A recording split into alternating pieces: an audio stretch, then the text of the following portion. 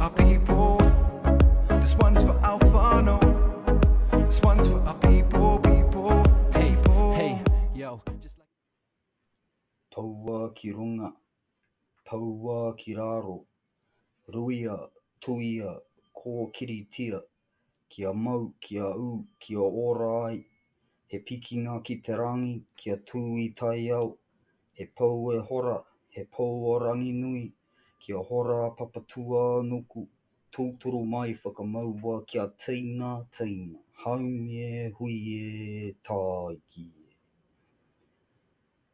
Paua ki runga, paua ki raro, ruia, tuia, ko kiritia, kia mau, kia au, kia ora ai, he pikinga ki te rangi, kia tū i tai au, he pau e hora, he pau o rangi nui, kia hora papatua nuku, tūturu mai whakamaua kia teina, teina, haunge, huie, taiki.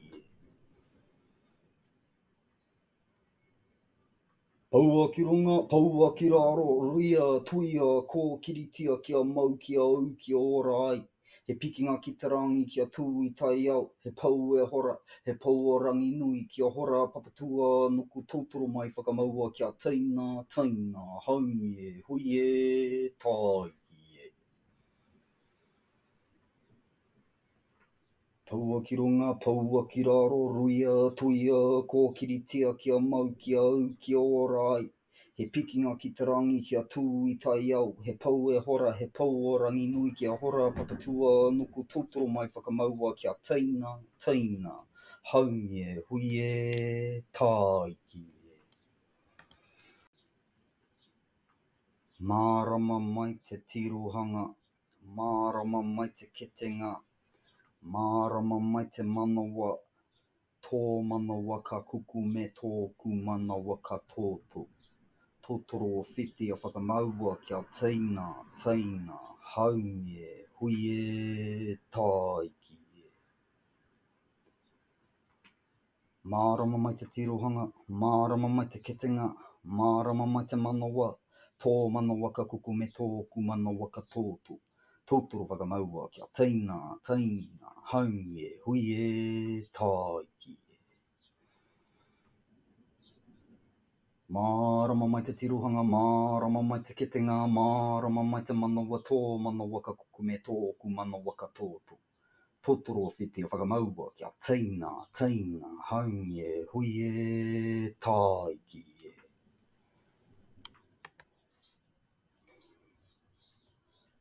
Aha koa ngā piki me ngā heke poi poi a te āhua o te tangata kia te tūai. Tōnā wairua, tōnā hingingaro, tōnā tinana me tōnā whanaunatanga ki tōnā whānau ki o ngā hua hoki. Au e, he aitua, he aitua. Poi poi a rātou wairua te hingingaro, te tinana, te whānau, te tangata kia noho te tūai. O ngā whakaro i runga i te pono te tika me te aroha tūtoro o whiti o whakamaua kia teina, teina, huie, taiki. Aha koa ngā piki me ngā heke poi poi a te āhua o te tangata.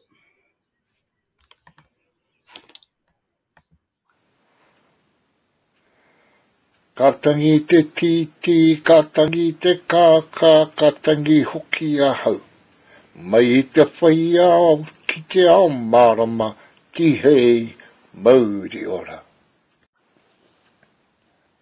Ka mihi ki te atua te kaihanga o ngā mea katoa, ko ia ne te timatanga, ko ia no te whakamutunga, whakahonere tia tone ingoa tapu i ngā wā katoa, gloria ki te atua. Ka mihi ke a kingi tuheitia, te herenga o ngā mātāwaka, mā te ringa whakaora o te atua e manaki e tiaki i tōna whare. Tai noa ki a tātou katoa i te rangine, pai mārire.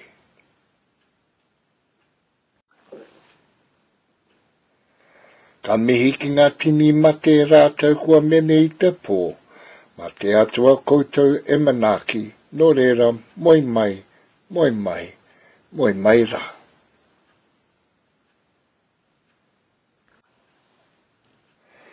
He te whānau, hara mai, nau mai, whakatau mai rā.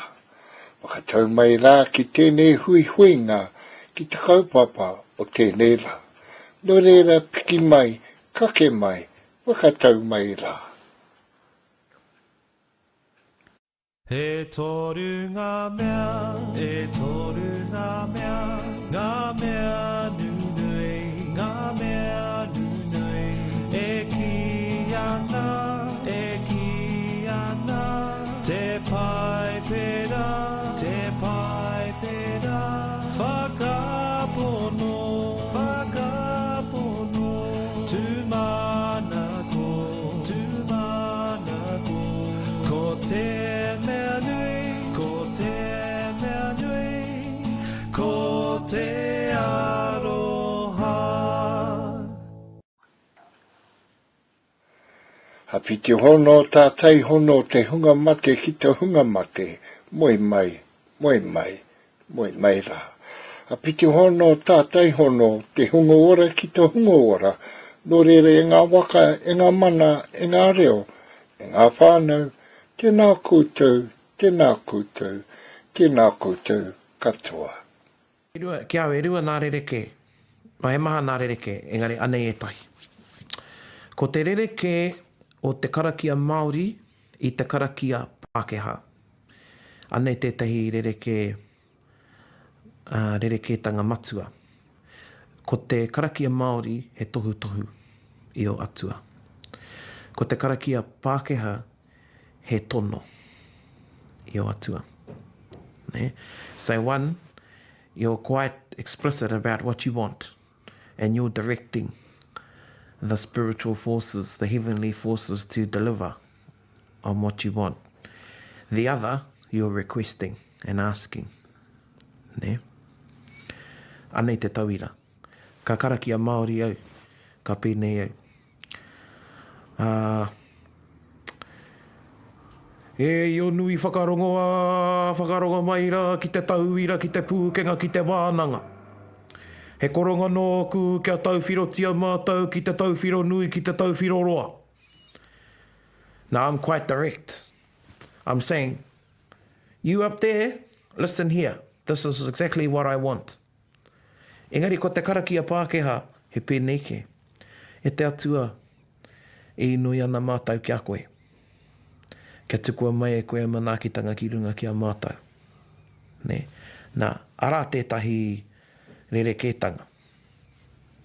Ne? Ara tētahi rerekētanga. Ko tētahi, kai te tohu. Ko tētahi, kai te inui. Ne? I can genealogically tie myself to the beginnings of my origins. Ne? And my origins, I roto i te whakaaro Māori, are godly. Ne?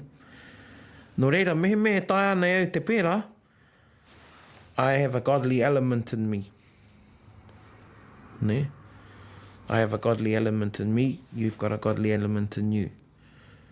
My whakapapa tells me I'm related to the trees. My whakapapa tells me I'm related to the sky. I'm related to the earth. Ne? I'm related to you. I'm related to the birds. So when I go and cut a tree down, or I open a house, I have used my brothers and sisters to build that house. Ne? And those trees that I used, the power that I have taken from the ocean to put in the power, put in the eyes of those whakairo, the tukutuku that are in there that are from the kieke in the forest. Ne? The mats from the pāhara keke, from the flax bush that are in the whare nui, where hine te iwa is the Māori kura, it's the kaitiaki. I can whakapapa to all of them. And I descend from Rangi Nui and Papa. Ne? Ka tae au te whakapapa. Ki e rā atua. So I have a godly element in me. So when I karakia, the decibels change as well. And that's another difference. You won't hear a layman or a priest at that same level as if you heard a tohunga doing as karakia. Ne? Mai e, tatipua mai e, tatawhita mai e, te kāhui o ngāriki. Because in my mind, my whakaaro Māori, mai atu a Māori, they might not want to listen to me if I'm saying, e ngā tua, whakarongo mai koutou ki ai. Kei te pirangi au kia whakarongo mai koutou. They don't want to listen to me. Yeah?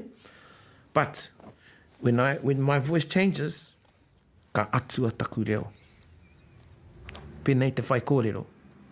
Ne? Pēnei te karanga.